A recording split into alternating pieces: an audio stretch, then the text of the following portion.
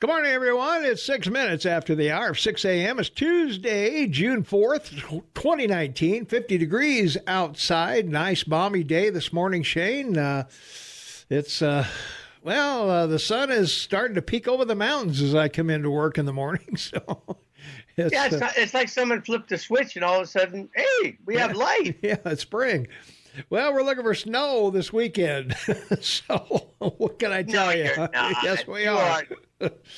Come on, you joke with me about this all the time. Come on. Well, I'll read you what my phone says. The AccuWeather says rain Friday evening will change to snow and accumulate a coating to an inch. That's what my phone says. AccuWeather. So there you are. I don't think we're going to get snow, but I don't know. Anyway. Well, it's just not warm, or it's just not cold enough. Well, someone needs to send a picture of a selfie to President Trump. Tell him about global warming with the snow in June. Well, we're going to talk about global warming in just a little bit because we are. Because we're having lower temperatures. I know it's not warm enough. The minimum is upon us. Yeah, right. All right, let's take a look at our weather since we're talking about it. Today we're looking for a high of 76 degrees, overnight low of 47. It'll be mostly sunny today, very little chance of any precip at all. Wednesday, the same story, 77, overnight low of 49, mostly sunny. And then starts getting a little cloudy on Thursday, but we go all the way up to 80 on Thursday, Shane. Wow, 49, the overnight low, partly cloudy. And then the rain moves in late afternoon, overnight, and 63 will be the high on Friday, 34, the overnight low. That's why they're looking for a little snow overnight probably because of right. The little that rain might turn to some snow. And then on Saturday, it's 50 and again 34, the overnight low. AM rain and snow showers. And they're talking about less than an inch, so it shouldn't be too bad. Sunday, 57 and 35 respectively, mostly sunny. And then the temperatures start warming up. Monday, 66 and 41. Tuesday, 72, and Wednesday, 75, and then Thursday, 76. So as we move into mid-June, it's looking pretty good. So that's right. Yeah. Temperatures around the area right now. Livingston is 55 degrees. Manhattan is 50. Three Forks is 51. Galton Gateway is 51. Ennis is 47. Big Sky is 45. And at the airport in Belgrade, it is 49 degrees and clear right now. At our downtown studio, it's a balmy, nice 51 degrees at 9 minutes after the hour of 6 a.m. So there's your weather. There you are, buddy. You're rocking and rolling. Rocking and rolling this morning, man. On this day in history, the English are at it again. 1647. We all remember 1647, right? Every day that I get up, I think of that day. I think of 1647 almost daily. Yeah, I know. Yeah, that was on today's date in 1647. The English army seized King Charles I. So, and the reason why this is important is because he believed in divine right. He's the king of England and so forth. And he was Roman Catholic or married a Roman Catholic. And, the Parliament didn't take really good form of that. Well, there was a guy at the back row called Oliver Cromwell. And it's amazing to realize, I don't think many Americans may know this, but they took charge of him, their King Charles I. They ended up executing him for treason and for high treason in 1649. But the important thing is, in 1647, they had a constitutional republic in England. Wow! England actually had a republic. A republic. No parliament and no. No parliament. And the famous thing you hear people saying all the time about, I think it was Benjamin Franklin, is now you have your republic. See if you can keep it. See if you can keep it. Yeah. Well, the British couldn't keep it. Didn't last 10 years. Wow. Well, so. Those who don't learn from the past are doomed to repeat it, I guess, huh? Exactly. So, the Americans, they had it 150 years before the Americans, but didn't keep it. Didn't keep it. All right. So Well, in 1896, Henry Ford made a successful pre-dawn test run of his horseless carriage called a quadricycle That's through the right. streets of Detroit, Michigan. So That's right. And went on to design and build the Model T, created the modern industry with the assembly line, and built, this is great, 15 million Model Ts. wow, yeah. At that That was it. time of back in the early 20s, That's right. whatever. So after failing with a car company, what, 3 times, 4 times, times something he went like that. bankrupt, 3 yeah. times he went bankrupt, I think, before he finally got this thing done. And quite a guy Henry Ford was. A lot of people didn't like him. They thought he was anti-Jewish. They thought he was anti-Semitic, and Probably was. and could have been at that time. I don't know. There Yeah. was a lot of nobody liked the Irish, nobody liked the Chinese, nobody liked anybody. He was a wasp. White, Yeah, right. Anglo-Saxon, Protestant. That was yeah. him. That's right. Well, And the amazing thing about it is that he sold the car for less than $500. I know. Yeah. And he said, and his famous quote about the Model T was, "You can have it in any color you want as long as it's black." As long as it's black. Yep. There you are. That's all he made, black Model Ts. That was it. 1912, Massachusetts became the first state to adopt a minimum wage law, and we've been going downhill with that ever since. That's right. And this is good. Mount Greylock is the tallest mountain in New Hampshire, 3,489 feet. And they have skiing there, but I don't think the Gatlin Valley needs to worry about competition there. That's from Massachusetts. Yeah, I don't know. Yeah. It's ranked 44th in size, 10,565. So it's about the size of 4 large counties in Montana. We'll have to look up the minimum wage in 1912. It's probably a quarter or 12 cents or something like that, a dime. Yeah. Total the population is almost 7 million. Yeah. And so there you go. And of course, it's one of the original 13 colleges. Got to give up. John Adams and his son were from there. So got to give them credit. Two of the first early presidents. Yeah. And that's about it. Pocahontas is a senator from there. That's true. Yeah. All right.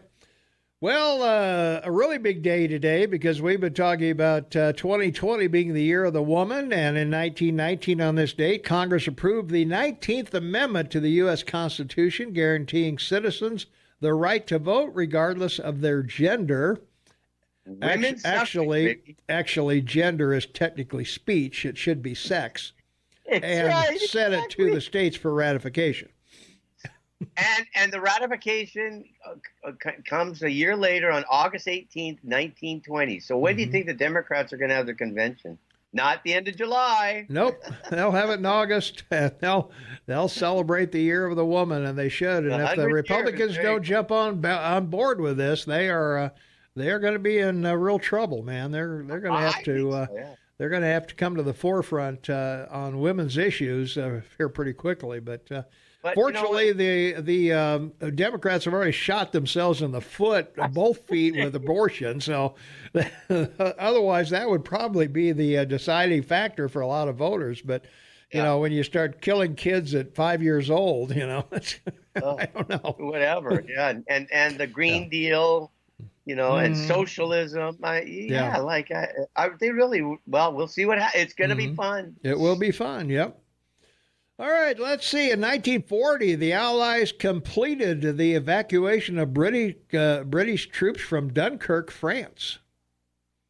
Yes, and this is sort of relevant in regards to history because this was a force that England sent over to try and help the French, and of course, it was supposed to be a sort of it was a rescue army, so to speak, but.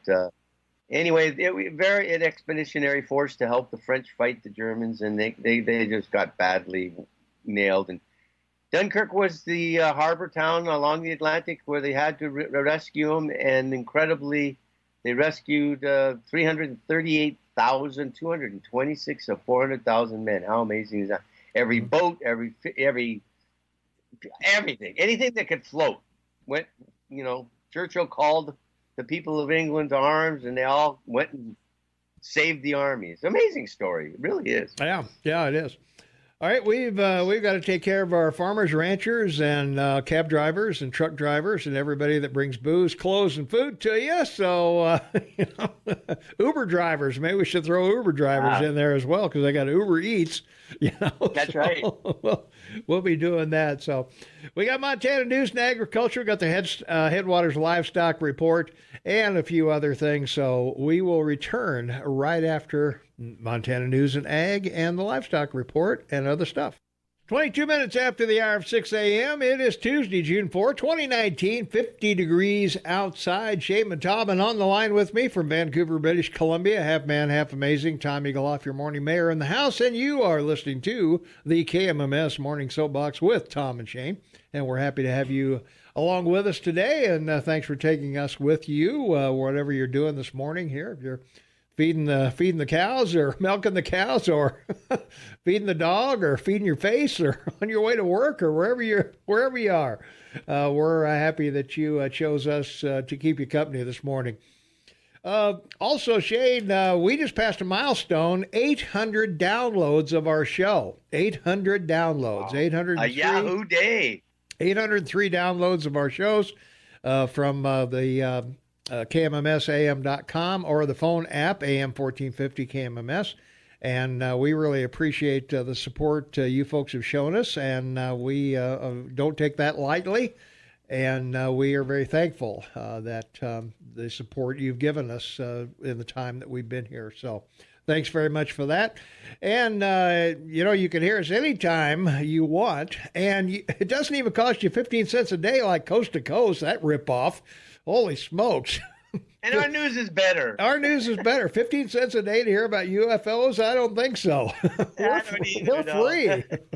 We're free. Just go over to KMMSAM.com, look for the Tom and Shane podcast, or go to your smartphone, AM 1450 KMMS. Get the app, and you can not only can you download our shows there, but you get all of our news and information, weather anytime you want it, and just tons of other stuff. So by all means, let's get that app downloaded, and you'll be glad you did. So you can and a huge week of celebration with the 75th anniversary on Thursday of D-Day. But America is great. You know why America is great? December 7th, 1941, Pearl Harbor. Yeah. April, they did the raid, and bombed Japan. Right. And then the U.S. Navy, beginning on May 7th, engaged the Japanese in the Coral Sea Battle, May 7th. This is like 6 months later after Pearl Harbor.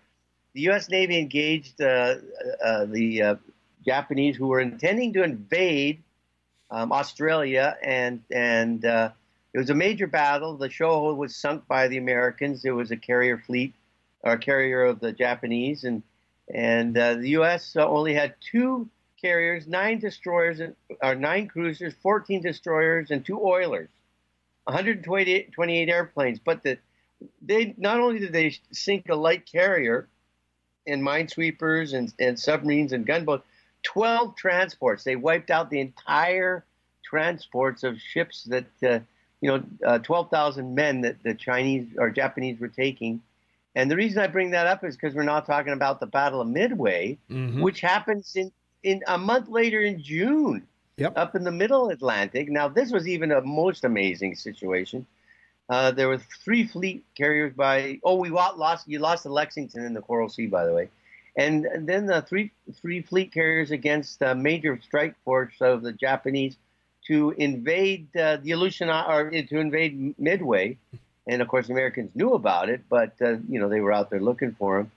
But they sunk 4 of the Japanese fleet carriers, a heavy cruiser, and another one was heavily damaged. The Yorktown was badly damaged, but they took it back to Pearl Harbor, and in 48 hours, they turned around and put it out to sea. Wow. So within 7 months of the beginning of World War II, the U.S. engaged the Japanese twice in the Pacific, won major sea battles that prevented the Japanese forever again attacking the United States. Wow, what a country. That's pretty amazing, yeah. Yeah, I don't think we had any cupcakes working. No, these were all 18 to 18 to 20 year boys. old guys, yeah, Yeah. and girls too as well. So. Yep, Yeah, that's right. this date, 1942, the Battle of Midway began during World War II. Also on this date, 1944, the U.S. Fifth Army began liberating Rome during World That's War right. II, and of course, that was a major battle there and a coup to establish presence there. Yeah, and the Fifth Corps or Sixth Corps was of the U.S. Fifth Army, and they were moved to. By the way, it's called Operation Dragoon to say to free Rome. But anyway, the Sixth Corps became the Fourth Corps, and Fourth Corps was moved to France. And of course, we know who took over the Fourth Corps, and on he went. On he went. Patton. Yep. 1954, French and Vietnamese officials signed treaties in Paris according independence to Vietnam. The French gave up Vietnam. They battled for years, I think. That's right. And the reason this is historical is because of this Geneva Conference. It established Geneva as a mainstay for these types of peace treaties outside of Paris. For the first time, Paris wasn't the center of peace treaties. It was moved, to Geneva, and it's a pretty amazing situation. We all know what happened. We know the history. We've covered a lot. The first Indochina War was lost by the French, and they left, and then you guys decided to take a shot at it. Yeah, that we did, and well, we didn't lose. We signed a truce. Come on, that's right. We were winning when I was there. That's right. So, you were winning. They just that's right. The Democrats didn't want to continue the war. That's all. Well, that's true. They didn't want to fund the South Vietnamese to take on the North, and the South paid the price, and so there you are. Right. That's what happened. They cut off the funding when Ford was president to the South Vietnamese Army, and it was over. It was over. Okay. All right, we got a duck header, pay a couple bills, and we got Montana State News coming up, Fox News coming up, Brooke Foster weather, and some messages from our local sponsors and a bunch of other things. So we'll be right back with more right after this. 23 minutes before the top of the hour. It is Tuesday, June 4, 2019, 52 degrees outside. Welcome to the KMMS Morning Soapbox with Tom and Shane. Shane and Tom on the line in Vancouver, British Columbia. Tom Eagleoff, your morning mayor, in the house. And, we're talking about this day in history. 1984, the album Born in the USA by Bruce Springsteen was released. Amazing guy. Yeah. What a rocker. He's major. Yeah, flaming lib, but it's all right, I guess.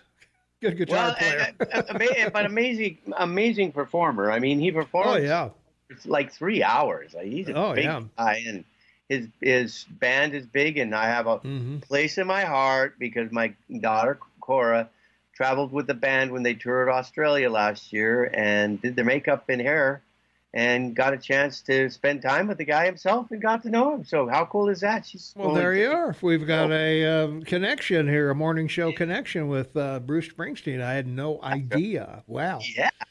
and she sent, for my Christmas present, she sent me the hoodie that the staff got for being in the being in the deal, huh?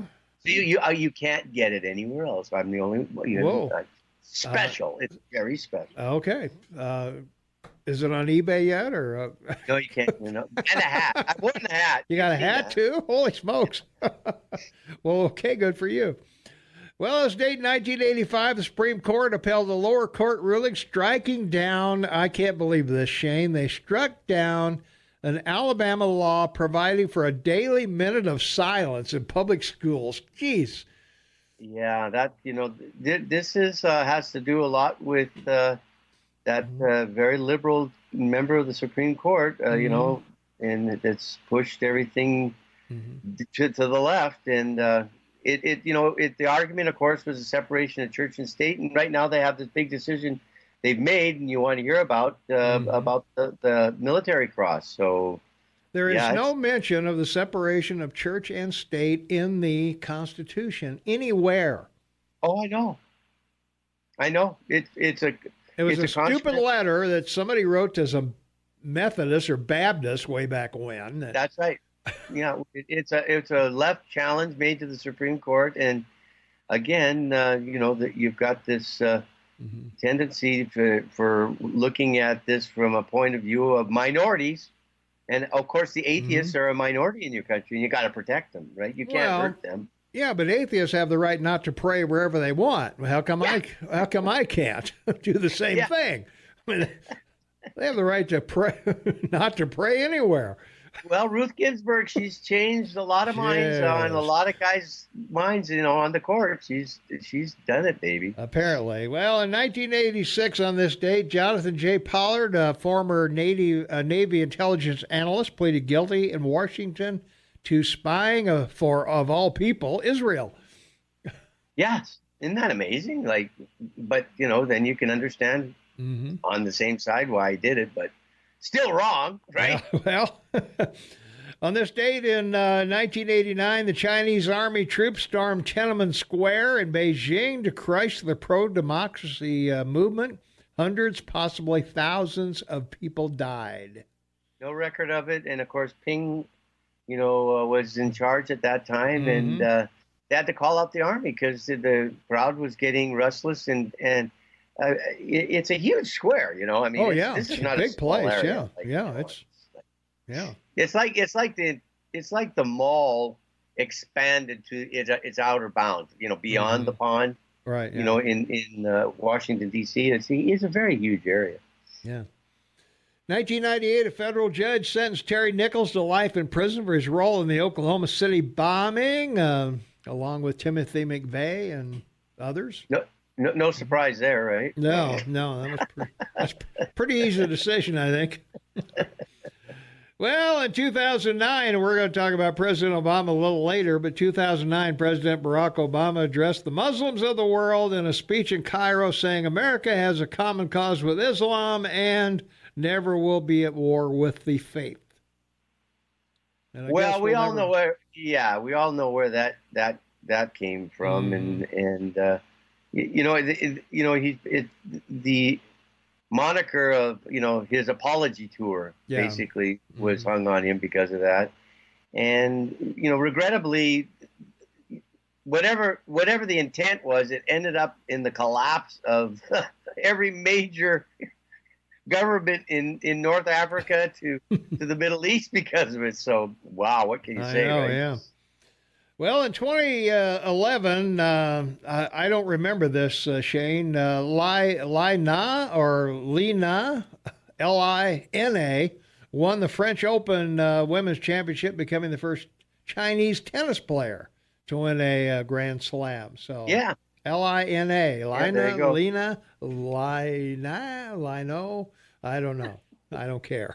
Linai. Doesn't really matter.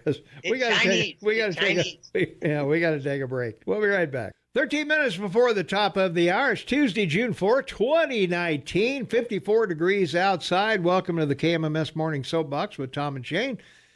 Shane and Talbot. I'm just introducing us both together at the same time. That's right. You can just say, we're all here. We're all here.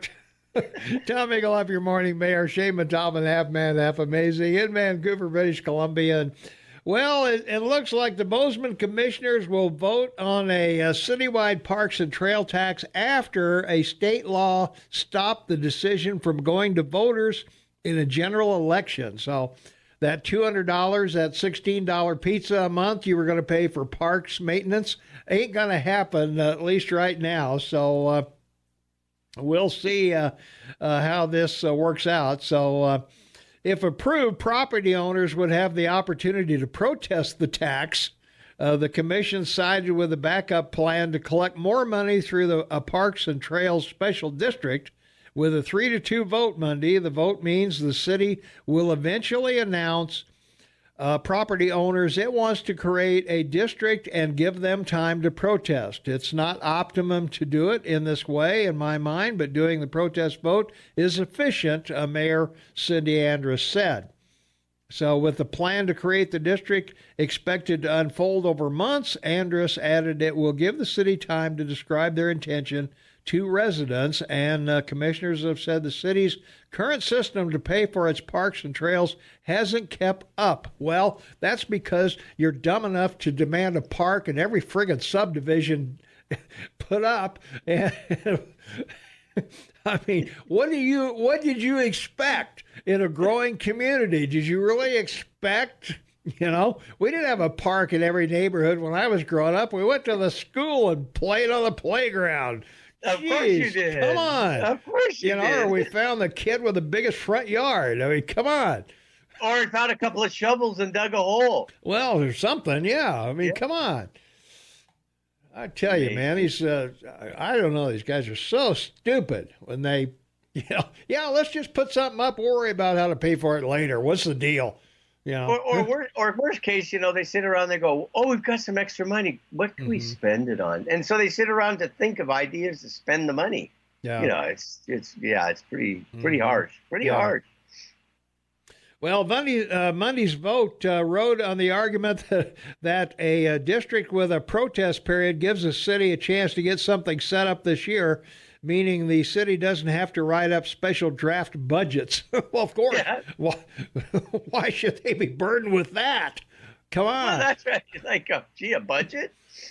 Well, they don't do it in Washington. Well, of course not. We just do a continuing resolution. Why not? Put that on Krauss's list when he calls in at 8 o'clock. The Jeff list. Well, and of course, commissioners also said hosting an election is expensive. It would cost the city $50,000 to join a school election and upwards of $100,000 to do a special election.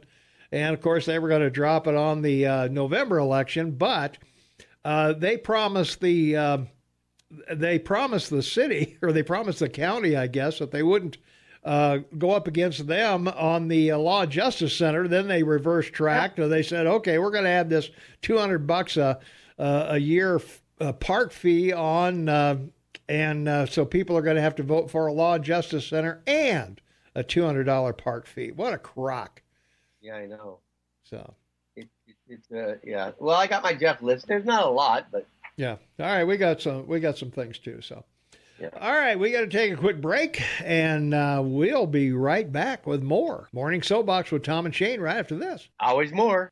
4 minutes before the top of the hour. Well, it's closer to 5 minutes before the top of the hour, actually. It just flipped over. So, Tom Eaglehoff, your morning mayor in the house. Is Tuesday, June 4, 2019, 55 degrees outside. Shane and Tom on the line with me from Vancouver, British Columbia, and this is the Morning Soapbox with Tom and Shane from our text line, 478-8298. I pay $90 a quarter for the parks and maintenance. So I'm not sure where you live, but thank you anyway. Thanks for paying your $90 for the park. So I don't know. I would think $90 you could just one person could maintain mowing the park. I don't know how big it is, but anyway. It's amazing how honorable Americans are about paying their taxes. That makes their country grow. It's a great thing. You got to love it. All right.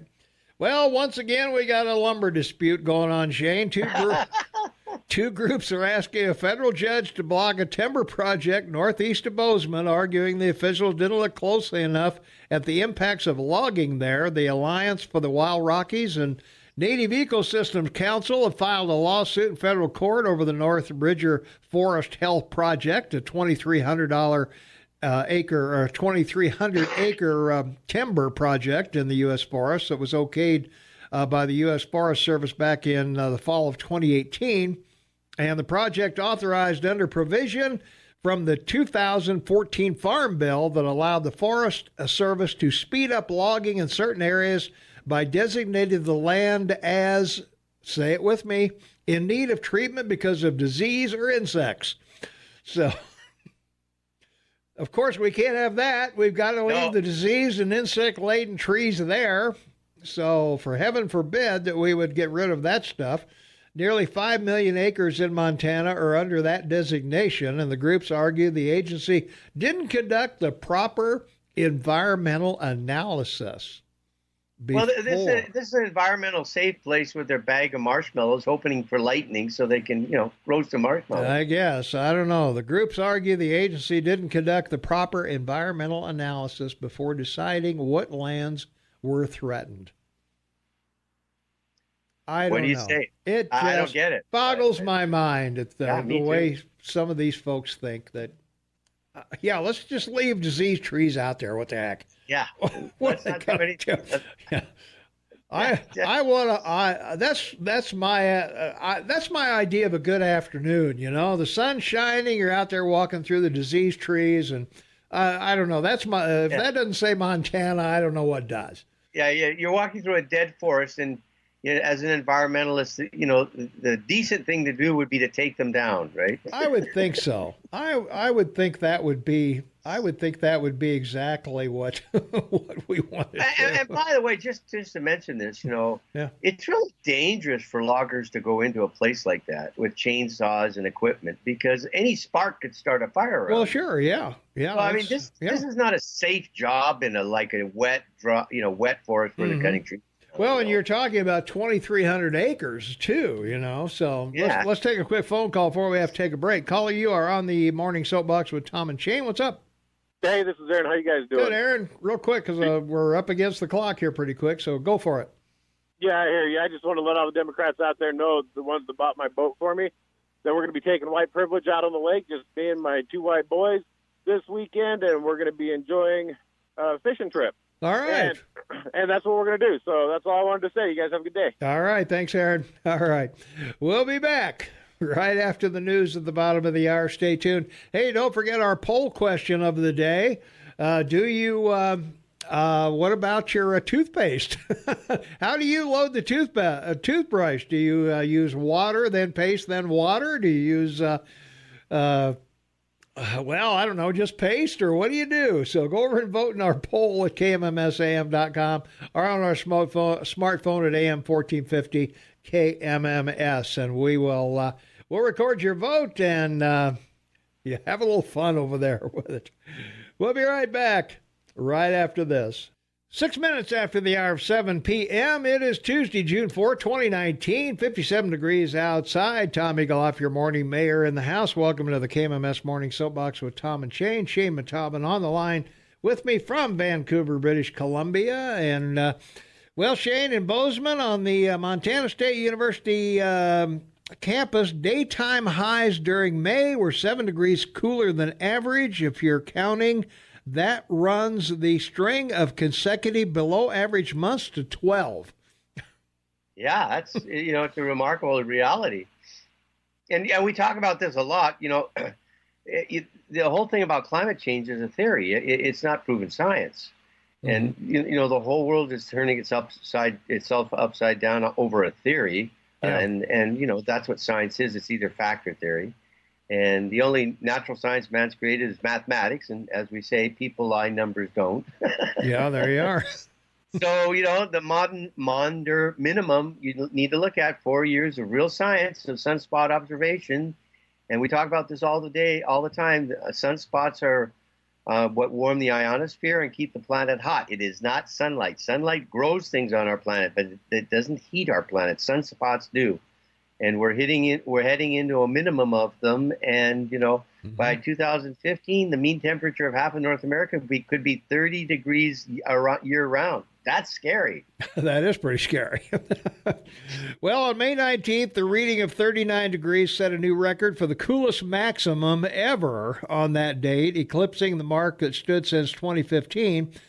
Precipitation was well below average last month across the area, as the MSU campus, the airport, and the MSU Post Farm on Huffine Lane near Four Corners also reported less than 2 inches. The total of 1.6 inches on campus was only half of the May average. Even so, totals for the calendar year, as well as the water year, which began October 1st, still show surplus. So a couple of unfortunately, we don't have any statistics to support the notion that east winds had anything to do with it, but I don't know. Yeah, that's right. Yeah. Well, and if you dig down deeper on it, just to give you an idea, geologists will tell you that in the last million years, the planet's gone through a natural progression because of sunspots, and have averaged an ice age every 15,000 years. Mm-hmm. And to give you an example, the last ice cap on North America went all the way down to the southern states along the Caribbean, but it's 35,000 feet thick, 37 miles thick. This is serious, folks. It's big stuff. Yeah, it is. Well, in Livingston news, 114 graduated from Park High. Congratulations to those fine kids over there. And the Livingston City Commission is expected to decide the fate of the Roundup parade route at 5:30 p.m. on Tuesday at the City County Complex. So city staff has recommended that the parade stay south of Park Street, but the Livingston Area Chamber of Commerce, with support of downtown business owners, has argued in favor of the parade route remaining to its historic route along Park Street, or route, depending on which side of the Mississippi you're on.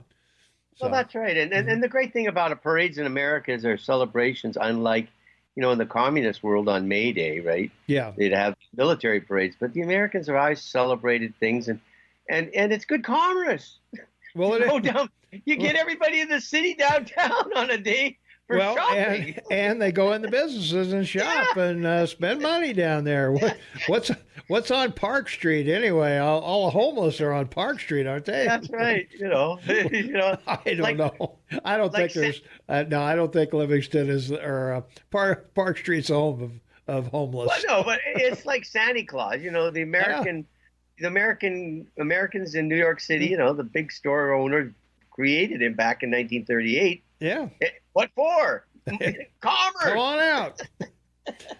Let's take a phone call. 522-TALK is the number, 522-8255. Calling on the Morning Soapbox with Tom and Shane. What's up? Well, this climate change stuff in shoot flies in the face of real science. They have the Greenland ice cores.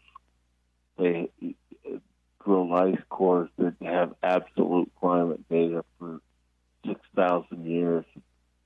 2-mile thick ice cores, and we are entering into a cold period, and it's undisputable fact that the Earth is in periodic cycles.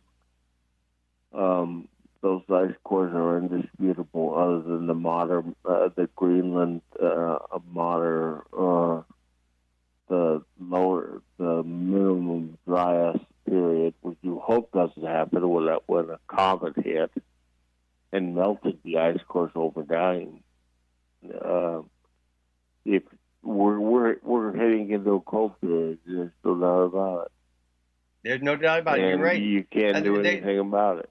Yeah, the drilling the gentleman's talking about is taking place both in Antarctica and Greenland, and it's showing it. It's man-made global warming is BS to extract resources that they want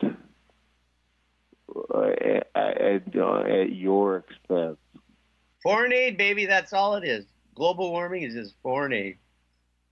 Yeah, it's a scam. I mean, it's a foregone conclusion that we're going to go into a cold period. So there you go. Sounds like we're already there. 6,000 years. Yeah. 6,000 years of scientific data. There you go. In the Greenland ice cores, look at them. Yeah. Okay. Thanks for the call. Yeah, thanks for the info. All right. In more news, in Bozeman, a lot of people are familiar in Bozeman with Paw Design, which they your phone's really flipping out today, isn't it? Paw Design, Spencer Williams, local owner of that, is talking about the tariffs. And he says 90% of its materials come from the United States, but it relies on China for textiles that are no longer being made domestically. So the company is absorbing the cost of the tariffs. But Williams doesn't expect that to lead to layoffs.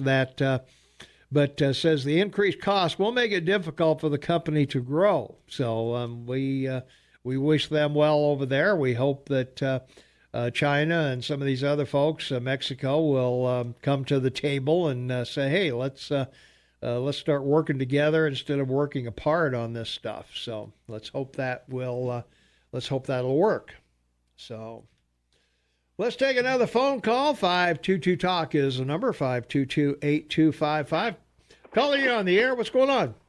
Hey, good morning. Hey, I'm going to change your subject a little bit, but sure. This is kind of, the other day Clint was mentioning Kathleen Williams. Mm-hmm. And I think Clint's showing a little progressivism there because he's playing on emotions instead of facts. And she will go right into lockstep with the rest of the Democrats when she gets elected. She is absolute against the Second Amendment. I just can't see that she's going to be going for Gianforte's place. Yeah. And I just don't think she'll just fall into lockstep with the rest of them because that's how it works in Washington. And I don't care how nice she is. She's just going to fall in with that whole crowd. Tester does, Mm-hmm. They all do. Yeah. Well, they all just they do what they're told. Yeah. They don't have a brain for themselves. Yeah, if you go over to YouTube, she did a daily little talk when she was in the legislature, and that will open your eyes more than anything else. Just listen to a few of her opinions on, and you're right, on guns and some other things. But I would agree with you. I think she's entrenched. She may give AOC a run for her money. Yeah, and I heard on the radio the other day that if Bullock ran for president, that he would win in Montana because he's from Montana. Montanans got to get over this thing. Yeah, I know. Oh, well, he's from Montana, so we're going to vote for him. It doesn't matter, what they stand on. He's from Montana. There you go. Yeah. Okay. All right. Thanks for the call. There's my rant for this morning. Thanks. Good job. All right. We got to take a quick break. We'll be right back with more Morning Soapbox right after this. 18 minutes after the hour of 7 a.m. Good morning, everyone. Welcome to the KMMS Morning Soapbox with Tom and Shane. Shane and Tobin on the line in Vancouver, British Columbia. Half man, half amazing. Tom Eaglehoff, your morning mayor in the house. And, from our text line, 478-8298, global warming, climate change, biggest scam in the history of American human civilization. That's right. Human civilization, not American human civilization, just human civilization, period. In the last block, you commented about the local merchant that has talking about tariffs and what it affect him.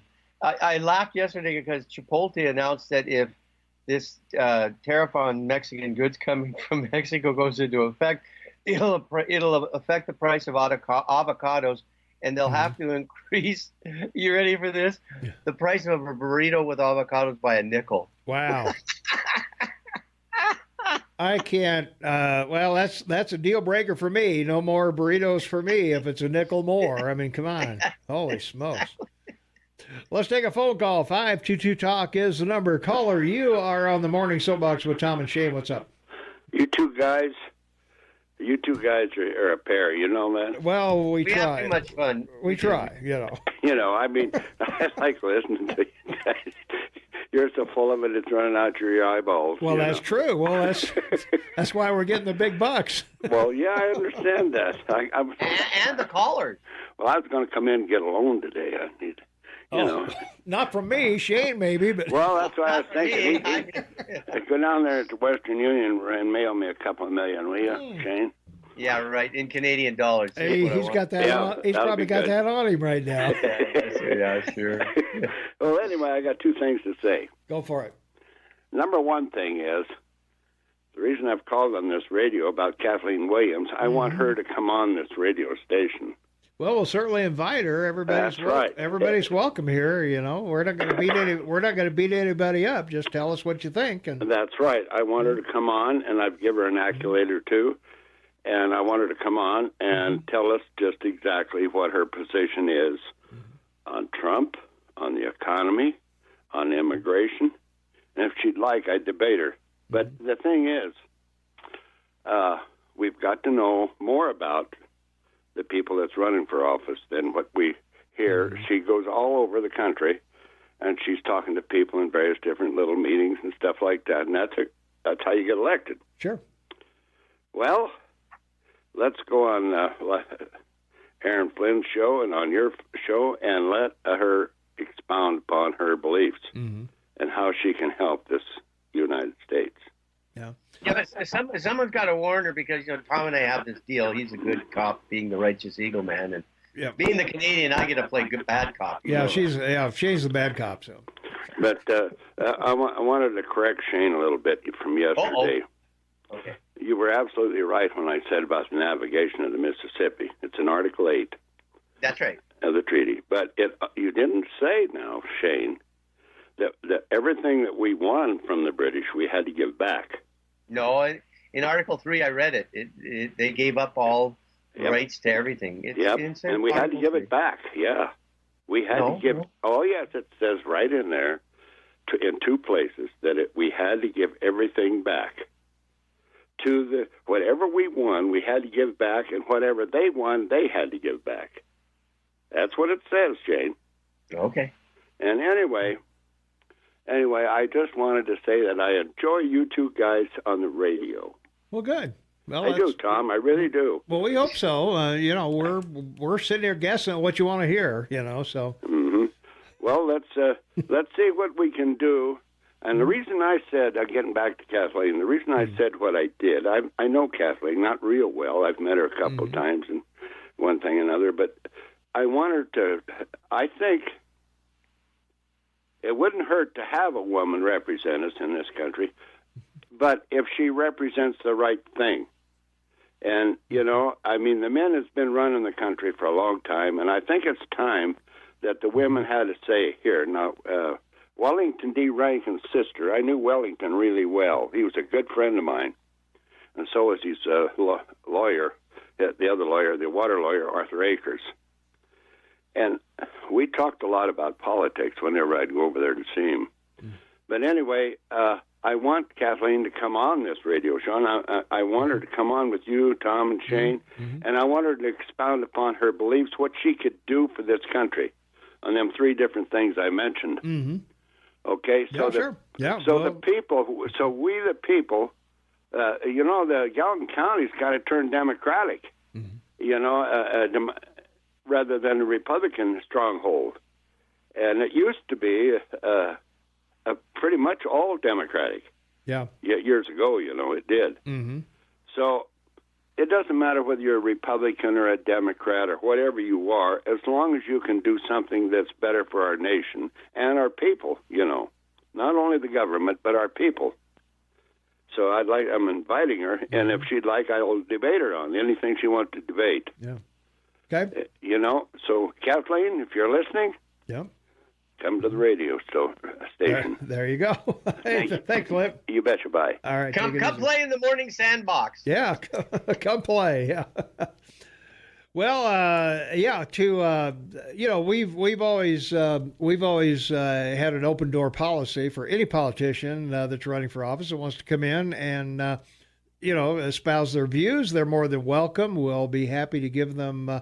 We'll give them, whatever time we have available, and certainly the opposing views. We don't have a fair doctrine anymore, but we do our best to at least offer equal time to an opposing candidate, and so do that. And if you have a candidate out there that wants to be on the show and talk about your views on the things that affect Montana, then by all means, we want you in here, because that's the service we provide, is to give you a conduit to our listening audience. So come on down. From our text line, this is Montana. The Democratic Party is anti-cattle. How can anyone that has any respect for Montana vote Democrat? Clint, you're cracking me up. So there you go.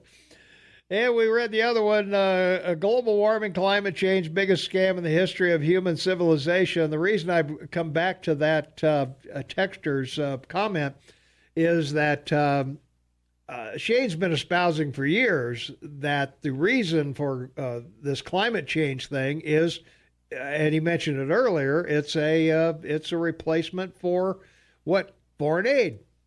That's right. Yeah.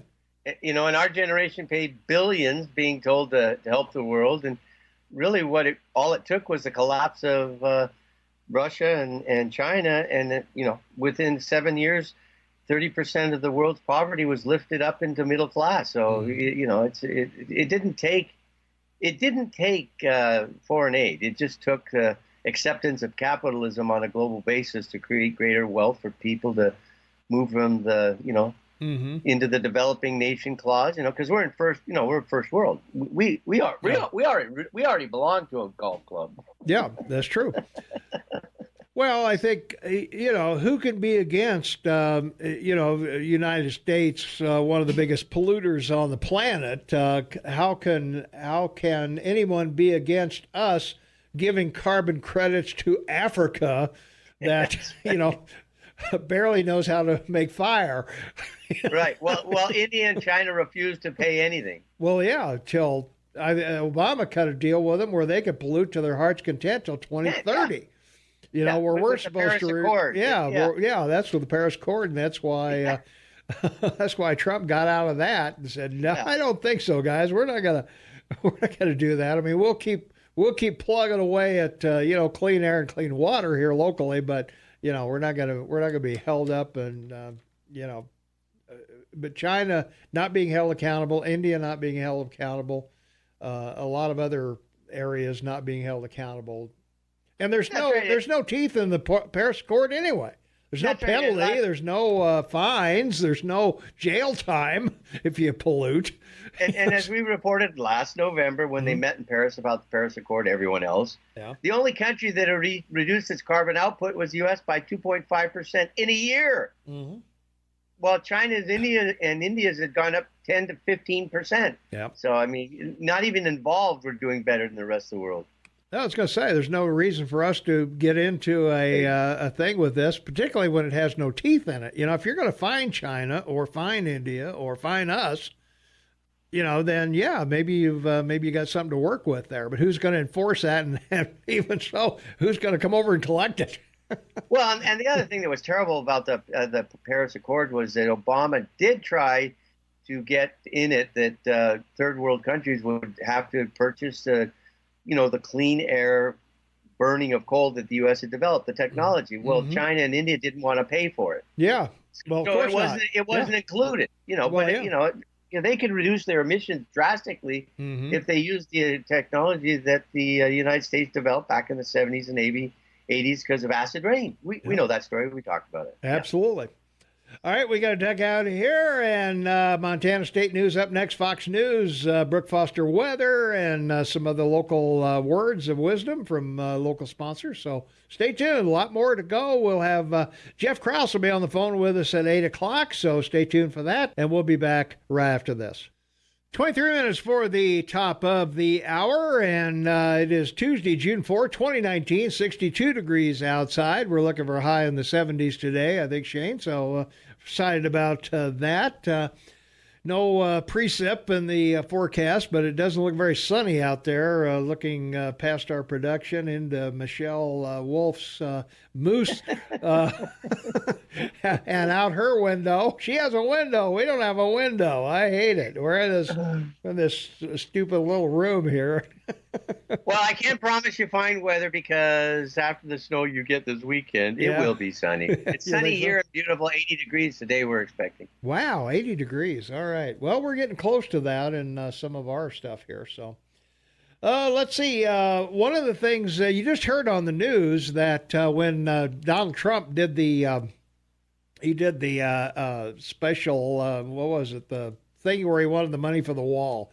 Emergency fund. Right, yeah, the national emergency. Yeah, declared a national emergency. And the courts ruled that he can do that he can take the money from whatever and use it for the wall. So unless there's an appeal by the Democrats, that apparently is a done deal. So looks right. like we may be getting a wall, like it or not. So. Yes, as under Article 2 as the executive, he has control of the budget. Once it's approved by Congress, it's all his money to play with. Well, that'll work. So let's hope that they can get that done, because we've had 100,000 a month for the past 4 months coming into the country. That's right. And it's interesting because the fellow that behind all that was Kevin Hassett, and he's the head he's leaving. Yeah. Yeah, he's the head of the Council of Economic Advisors for Trump. But, he hasn't, this is interesting about what people say about Trump, and I just want to make this comment. Sure. He was John McCain's chief economic advisor in the 2000 presidential primaries. He was the economic advisor to George W. Bush. He was worked with McCain in 2004 election in 2008. And he was Mitt Romney's economic advisor in 2012. So, Bush works with everybody, and he listens to everybody that makes sense. You mean Trump? Trump. Excuse me. Thank you. Trump works with everybody, and he does listen to people that make sense, and he takes advice and makes decisions. And that's the idea, solve the problems. Solve problems, yeah. That's right. Well, anybody that's still holding out for the wall, for the lack of a wall, or not wanting to build the wall, what are we doing right now with 100,000 people coming across unchecked? We're pulling people away from the checkpoints to deal with the people coming across the border illegally. So the checkpoints where the drugs come in aren't being manned to their 100% efficiency. We're also pulling people off the airports, TSA, so look for an airliner to be blown up near you soon. That's right. Well, and, we covered this yesterday in the fourth block. 5% on the imports from Mexico in 3 months. Yeah. Pays for the wall. Well, yeah, that would be true. So, well, and as luck would have it, of course, the GOP, and I don't know, these Republican idiots, when is somebody going to grow a spine in the Republican Party besides Trump? I don't know. Lindsey Graham is starting to come around, but Republican lawmakers are talking about whether they should vote to block Trump from imposing tariffs on Mexico. Come on. Yeah. Well, and it's like this $19.1 billion disaster relief that we talked about earlier in the week, where they wanted to get a joint vote, and this guy from Texas was holding it up because Chip Roy was the only one that would say no. Yeah. So, Pelosi had to go through the process. And I'm bringing this up because it's under 5 things you need to know. But again, I'm reiterating, it's amazing what the House can do if they have to. So she had to arrange for the process and, precedent to have a vote. Yep. So they passed it on a vote of 354 to 58. Yep. So they can get things done if they want. That's it. Well, okay, we've got half of America, the middle part of America, underwater. That's right. And these guys are out of session. Well, not only that, and there's $16 billion waiting to help these people out in disaster relief, and these people are sitting on the sidelines. But I know what they're doing. They're back there campaigning because they're all running for office. That's right. And this $19.1 billion disaster relief for this flooding started in the Senate. They proposed it and passed it and sent it to the House. Yeah. So they didn't even propose any relief in the House. Like, what's going on in the House? I know. There you go. All right. All right, we got to take a quick break. We'll be right back. 14 minutes for the top of the hour. It's Tuesday, June 4, 2019, 63 degrees outside. Looking for a high of 76 degrees today. Shane has been interrogating a caller on the line, so let's take a phone call. 522-TALK is the number, 522-8255. Caller, if you survive talking to Shane, what's on your mind? Yeah, well, I'll hit a couple of highlights. All right, good. Well, we got problems with our political parties. Basically, what it amounts to is they've been doing the same thing for decades, if not a century or more, and expecting a different result. They've forgotten all about doing the people's business, so to speak, and it's nothing but a stupid political battle, and that all amounts to the definition of insanity. doing the same thing over and over and over and expecting a different result. So that's it for politics. But I'm 75. I think you and I are the same age, Tom. We are, yeah. And I've been here all my life, and I should have been. I should have been here all my life. If my parents were still alive, I'd slap them both for not having me born in Montana. I'll forgive you for that. Anyway, I've had a lot to do with firewood over the years, and I currently manage the property at a church camp where we lease 14 acres from the Forest Service. The camp's been where it is since 1924. But I've watched the forest right there go from immature to mature to way over mature now because of the problems that the environmental movement have forced on the Forest Service, and they can't harvest and manage. So it boils down to I'm sick and tired of breathing the smoke instead of seeing us harvest mature forests. That's the best way to capture carbon, cut it down when it's mature, and build something out of it. Mm-hmm. I'd agree. The environmental movement is making a mess out of things. They have forced a lot of the forest industry out of the U.S., and then they cry about, we burn forests in other nations around the world and all kinds of things so that people can farm, and we do it. They force the problems elsewhere, and they're not doing us any good.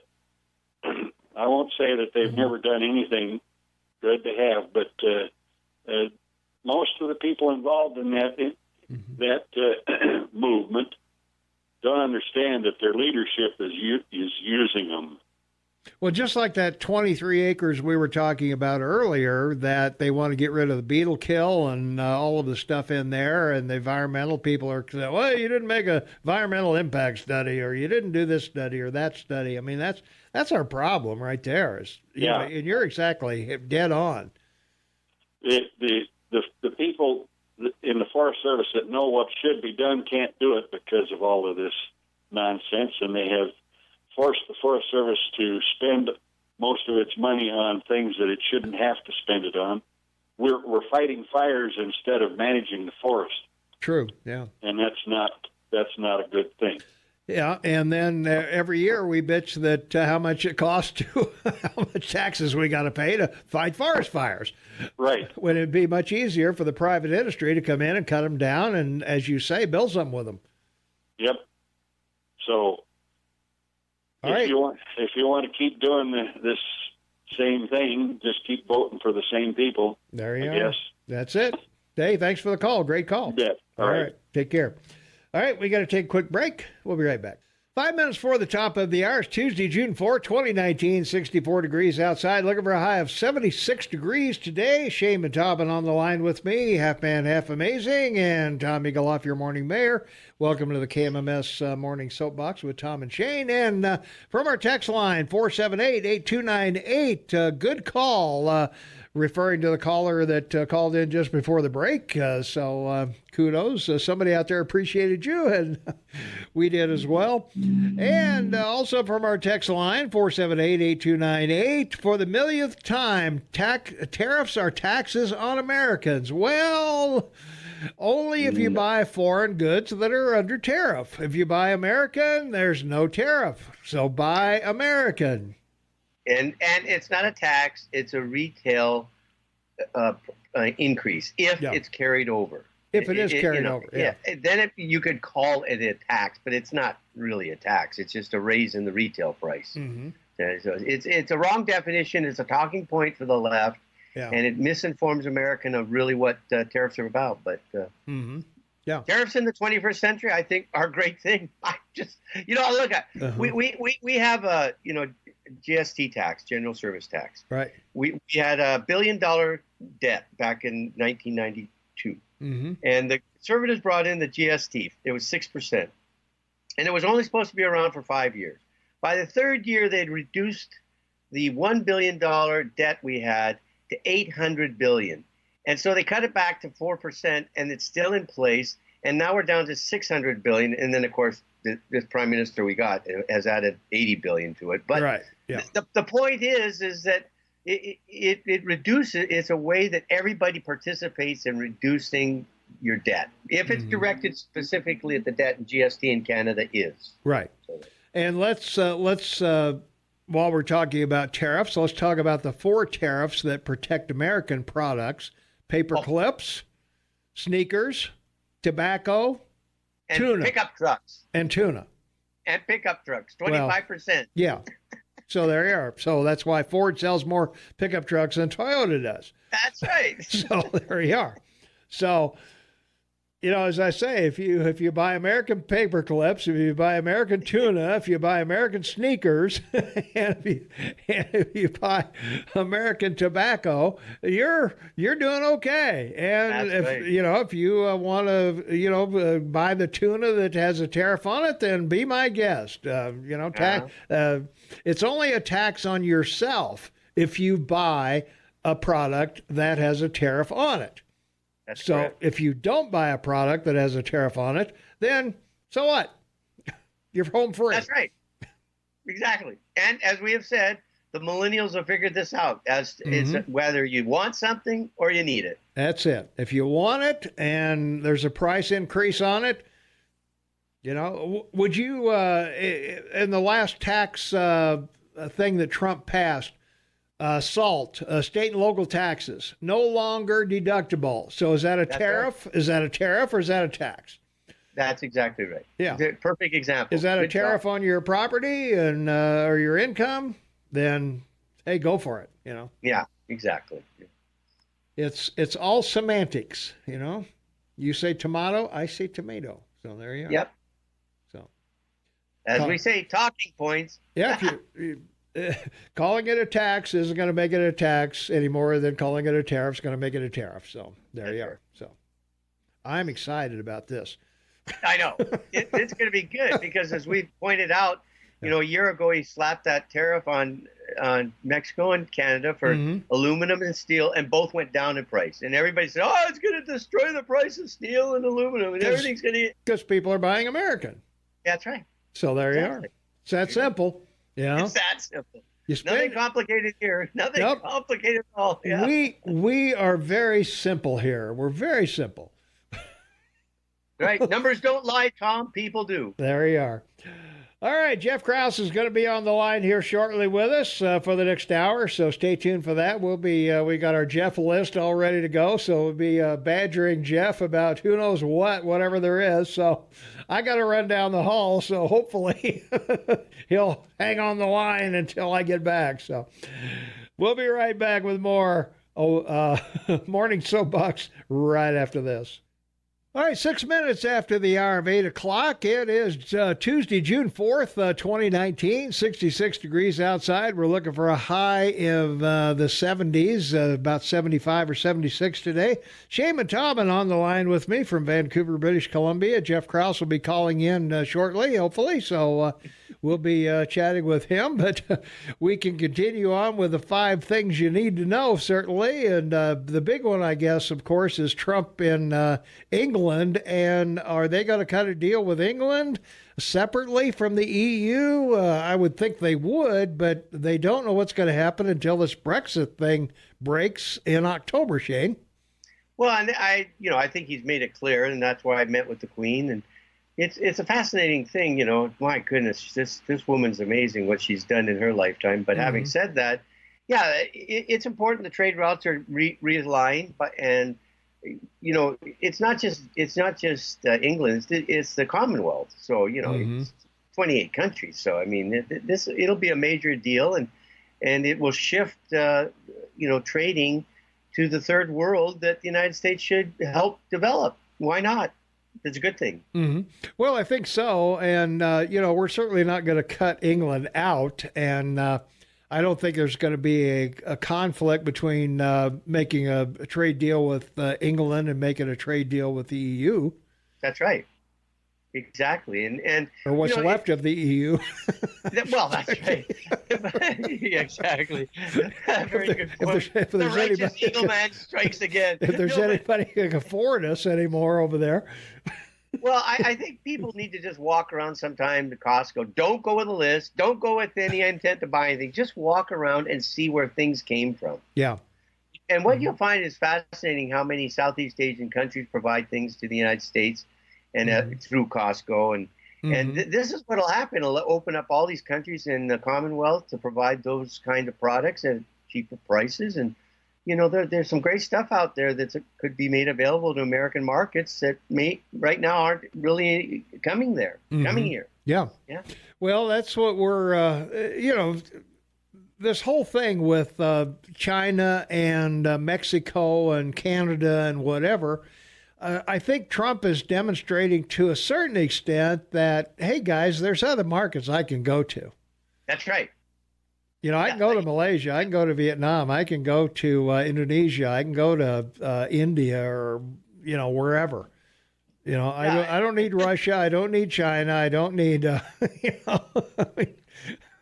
Well, and we've talked about this for 5 to 7 years. You know, like Trump says, we don't need anything from China because the Chinese won't even buy their own products. Well, that's what I say. They prefer our jeans over theirs and our CDs over theirs. That's right.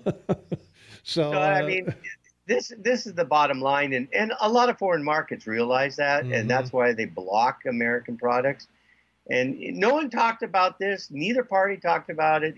Your president's the only one that's confronted this for 30 years. And when you think about what he's accomplished without the support of the Democrats, and I have to say this, and it's important because we have this problem in Canada too. When public policy is interrupted for party loyalty, that's wrong. Yeah. You're not elected to be a loyal party member. You're elected to do the right thing for the country and have the right policy for your country. And it's a very sad reality, but that's the downside of democracy. Yeah. Party loyalty is a downside to it because it doesn't allow for compromise and negotiation. Yeah. Let's take a phone call. 522 Talk is the number. Caller, you are on the Morning Soapbox with Tom and Shane. What's up? Hey, I just wonder when the dollar store is going to turn into the $2 store. Well, yeah, it might. You never know. And let's see, Costco's Chinese Overseas Shipping Company. Let me think about that one, too. Yeah. Well, I'll give you a really interesting aspect. What's happened in the last 4 years in dollar stores is they've shifted to selling a lot of food because of their products that they're buying, and selling for $1, like from China that we're talking about, have dropped so significantly because people know they're not good products.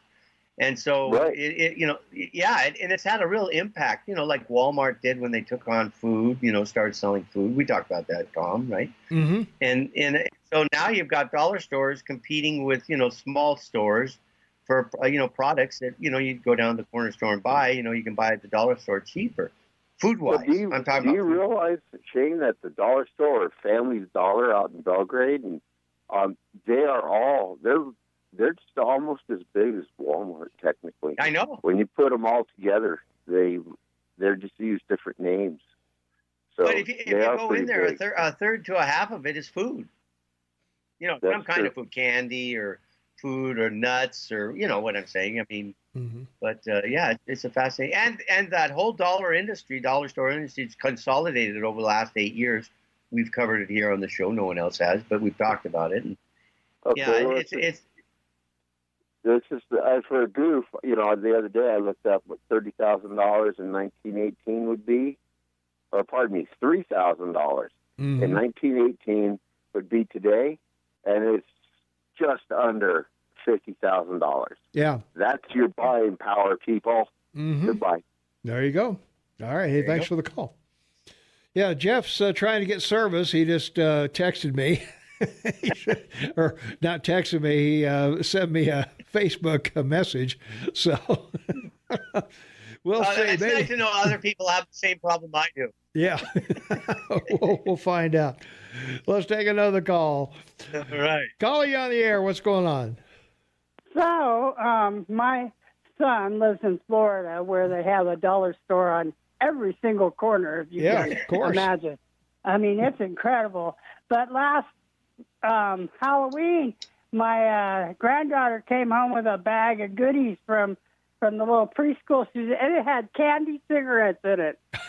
All right. And Made in China? He goes, I had to tell her. He goes, I told her there was something else. He goes, I didn't even see those when I was a kid. That's right. So, yeah. And that came from the dollar store. So, yeah. So they must make them and send them overseas, and then they send them right back to sell them to a buck. Oh, yeah. So I thought that was pretty funny that they still made those horrible little candy cigarettes. I know. Hey, come on. Don't you remember when you were 6 years old and you'd sit on the curb in front of your house with those candy cigarettes and act like your parents? Yeah, pretend like you were smoking. Yeah. And then when I was 15 years old, I was smoking Marlboros.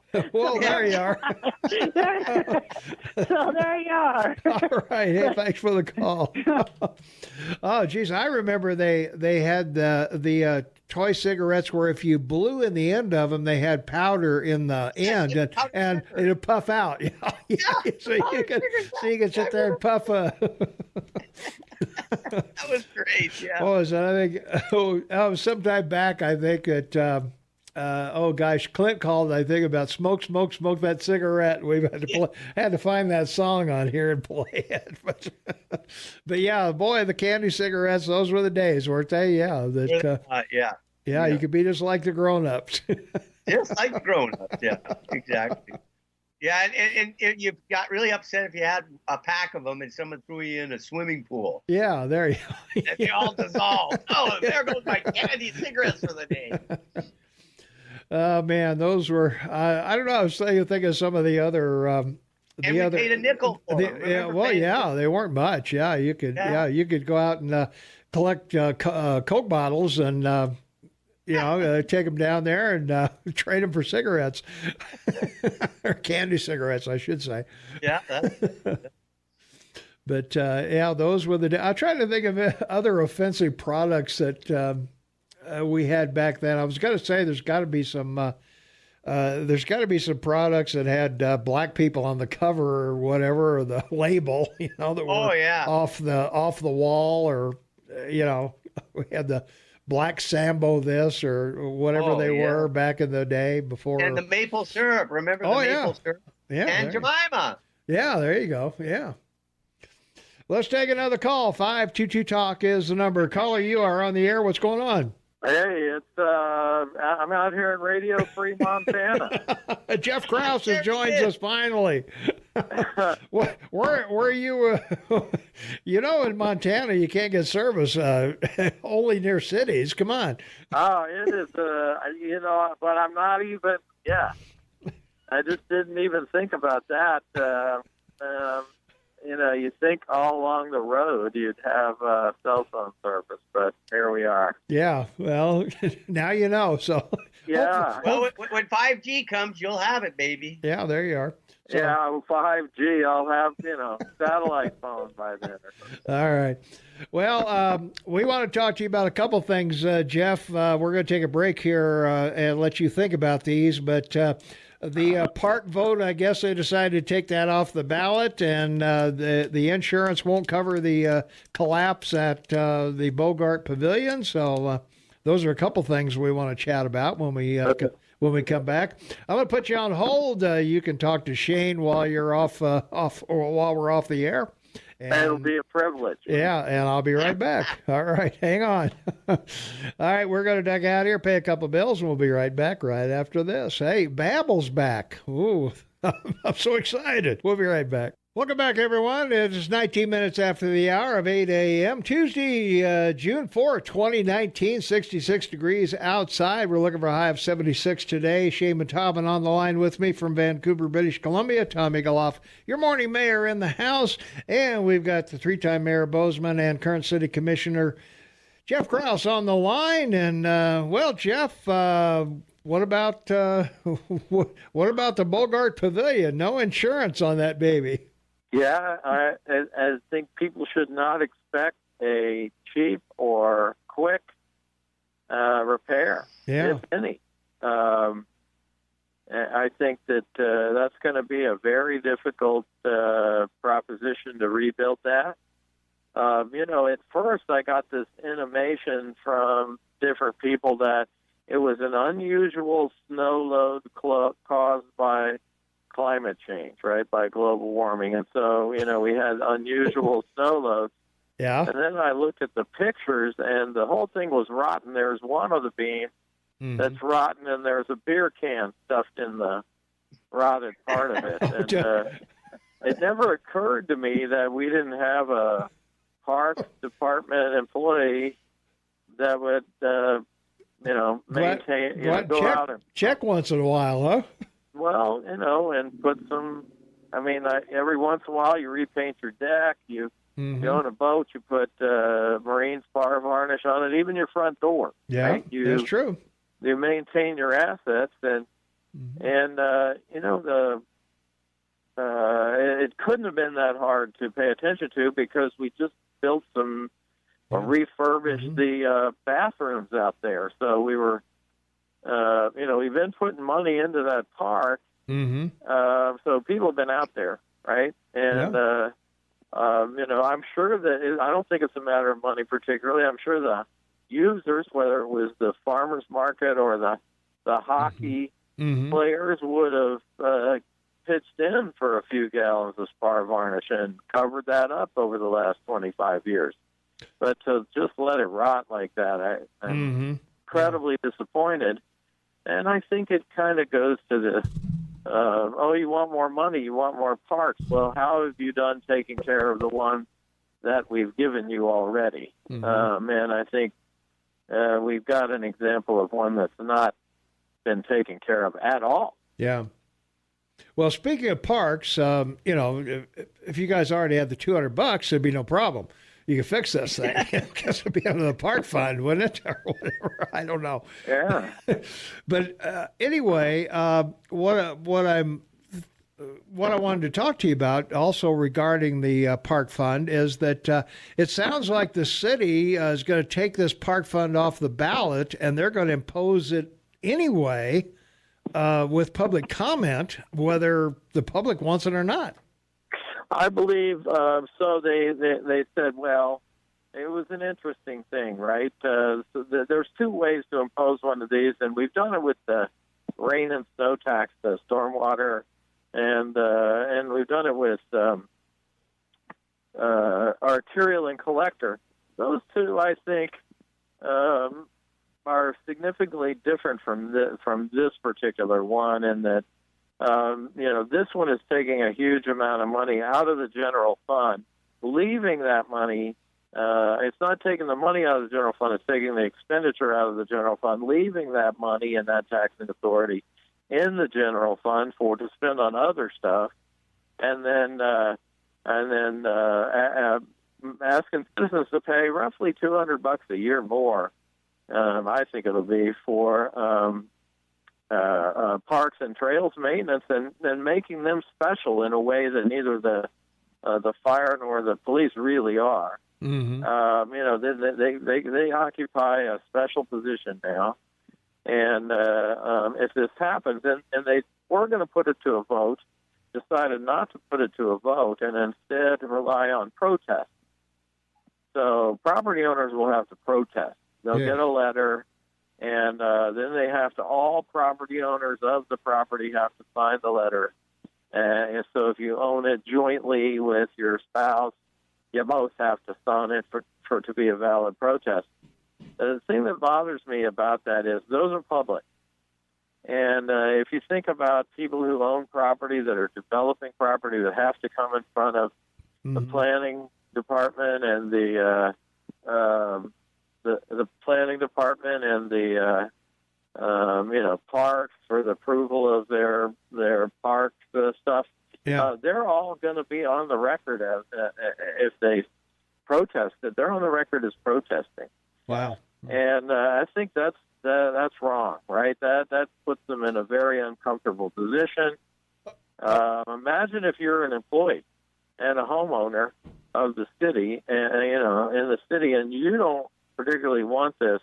There is no way that you would risk the ire of your bosses to protest it. Mm-hmm. Yeah, and so it really violates the secret ballot in a way that I think is dangerous for our city. And I said that last night. Really, what are we there for? We're really there to protect individual rights, and I think very few things we hold more dear than the right to vote, all people represented, and then this and the right to have a secret ballot. This just all be out in the open. Yeah, Jeff, are we talking about people who live just adjacent to these parks, or are we talking about the entire subdivision that would have to come in and protest? It's everybody in the city. So we have to stop at 10% of every landowner in the city. And, they only count it by the square footage. So it's 10% of X number of square feet. If you own square miles of the city or whatever, you don't get a super vote. So, there's a maximum that your vote counts as far as square footage. So it's 10% of the lots or... And Jeff, tell us how many people... Tell us how many people you think need to do this that would impress them so they do something about it. Oh, I think thousands.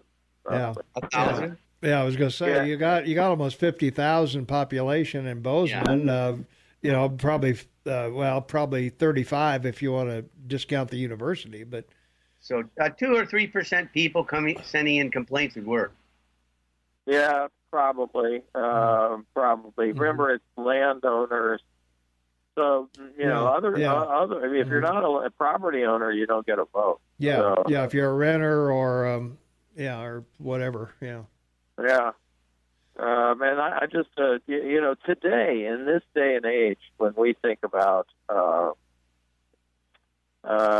secret ballots and how volatile everything is in our politics. Well, I don't see how they can just oppose. Means worse. Yeah, I just don't see how they can impose this. I'm perfectly happy with it going to to a vote.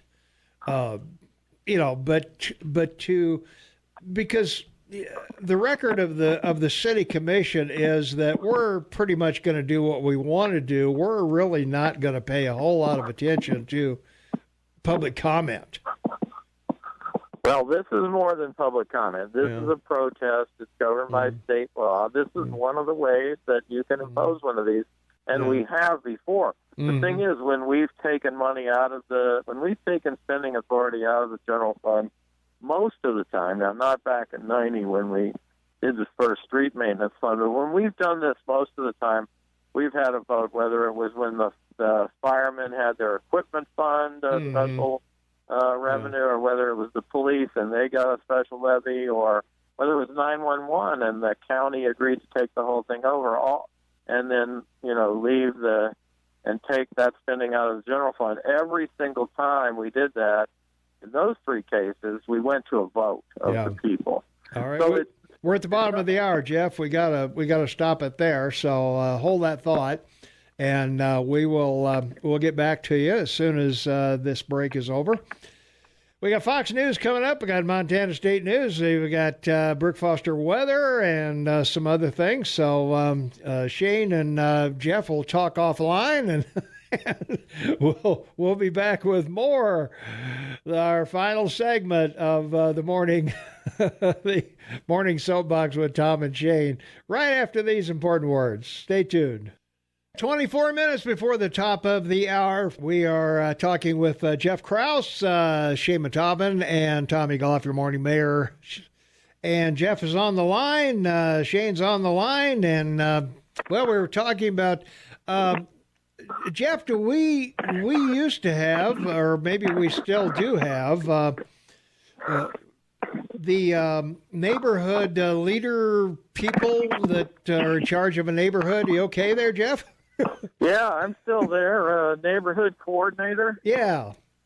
You got to coordinate those neighborhoods, or they just get away from you. Well, I was wondering, would they be the ones that would go door to door and kind of help spearhead this, getting people out to sign the protest letters or whatever, or how would that work? Oh no, you'll get a letter from the city. Oh, you will. Okay. And it'll say you got to return this letter, and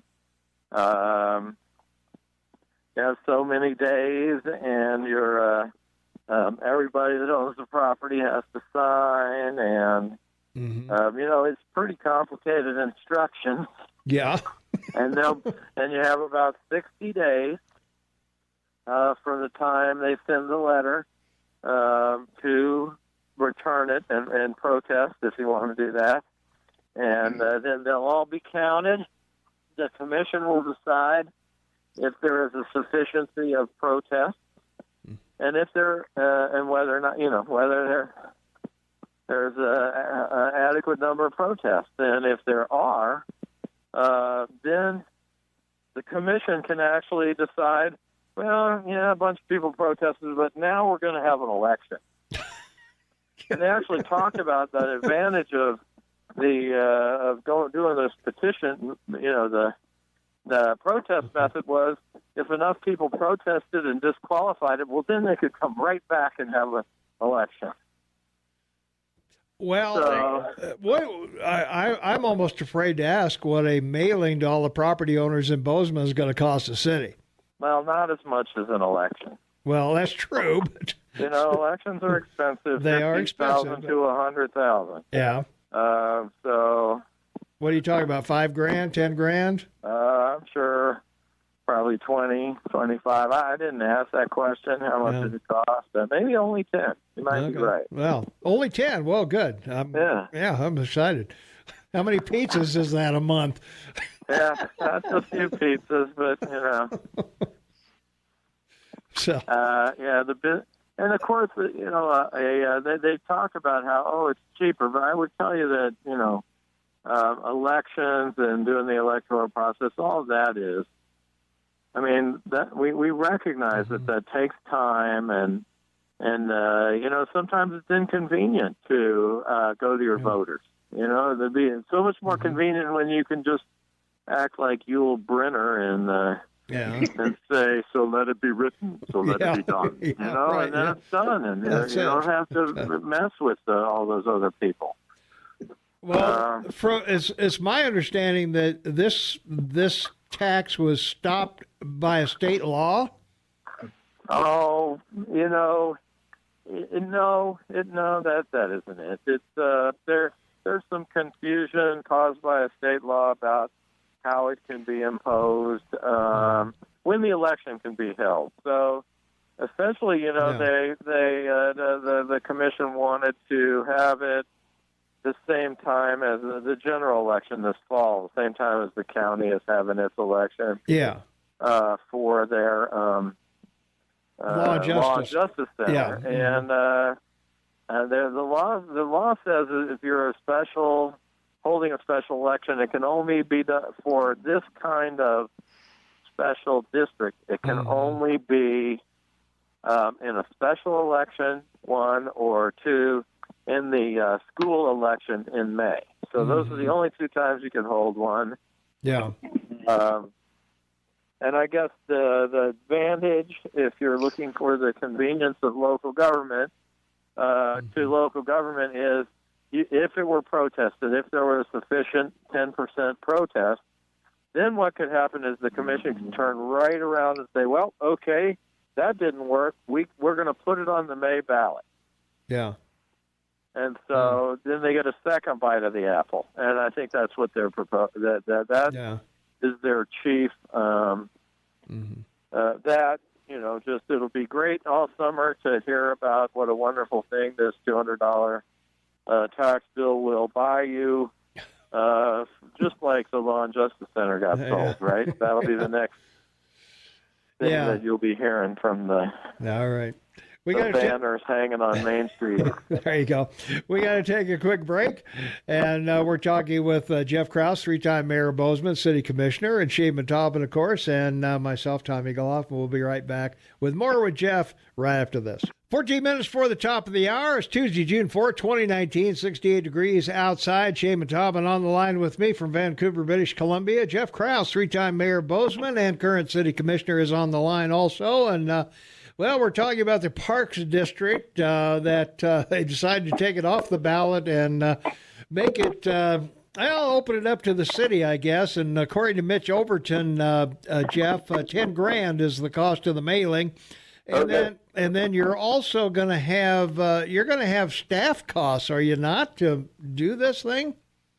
Yeah, all of them have, everything has staff costs. I mean, this one will be, when you think about the clerk and recorder at the county running an election, yep, that has a staff cost, and, so that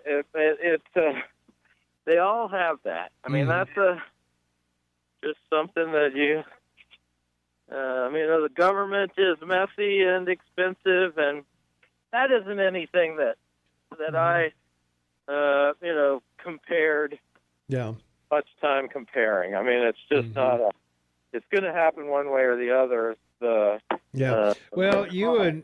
an election. Yeah, you and Pomeroy were the dissenting votes on this deal. I don't know. It's still hard to wrap my. You've said from the very beginning that the city should live within their means. That don't go out to the people for parks that you insisted would go into subdivisions and then go back to the voters again and say, well, these parks we imposed on you, you have to pay for the, all the maintenance and everything for them.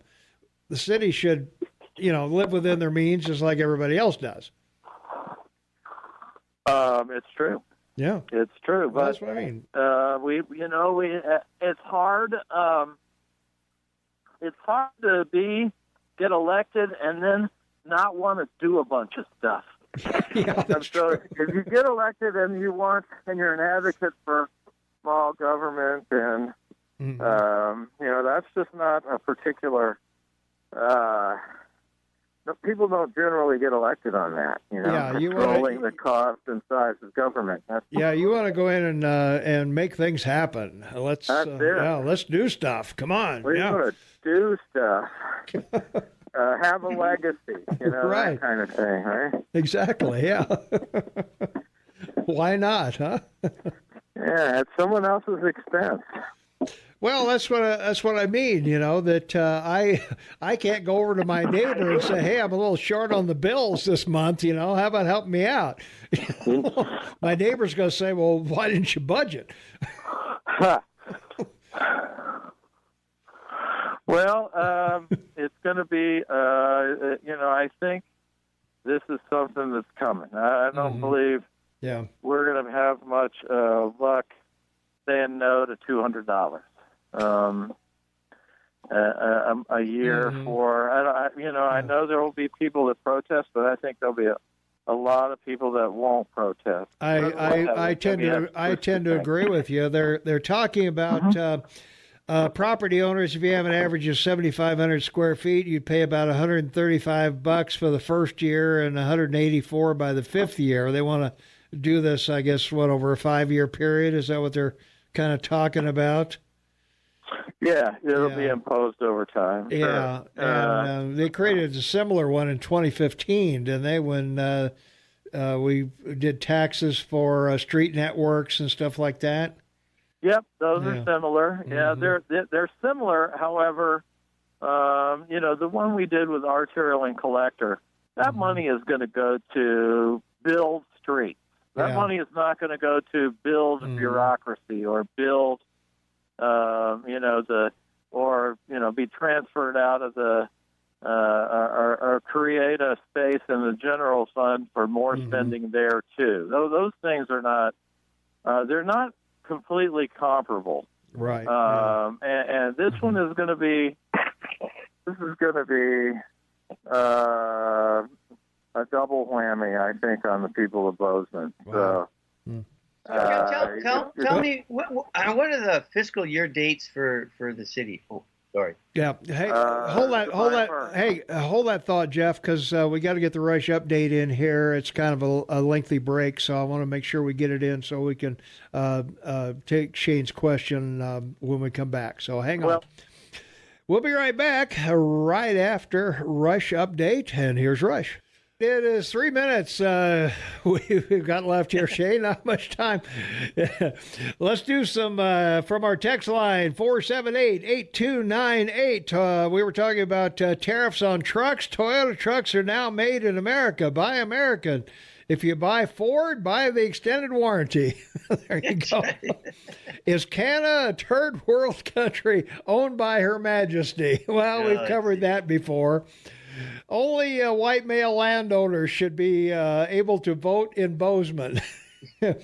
And we were talking about products, cigarettes and stuff that we used to buy as kids. They had Tar Baby soap and bubble gum chews and cigars were also out there. And also from our text line, this had to happen when you vote to let liberals run a city. If not for our parks, where would everyone take their dogs to crap? So I guess that pretty well covers it for us this morning, doesn't it? There you go. It covers it all, baby.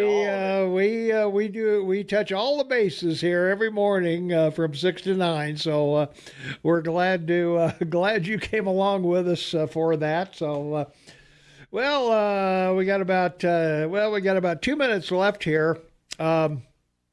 I guess to recap this thing with Krauss that we were talking about is that some other things on this protest here. If the protest doesn't work, the alternatives are if the property owners reject the commission vote to make a district, it doesn't go away. They can turn back toward other chances with a special election, or they could join the school election in May.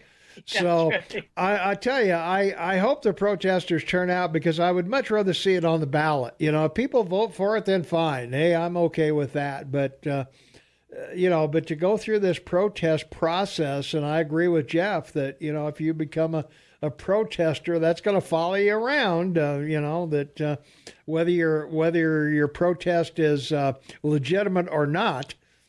In this day and age, you could be branded unfairly.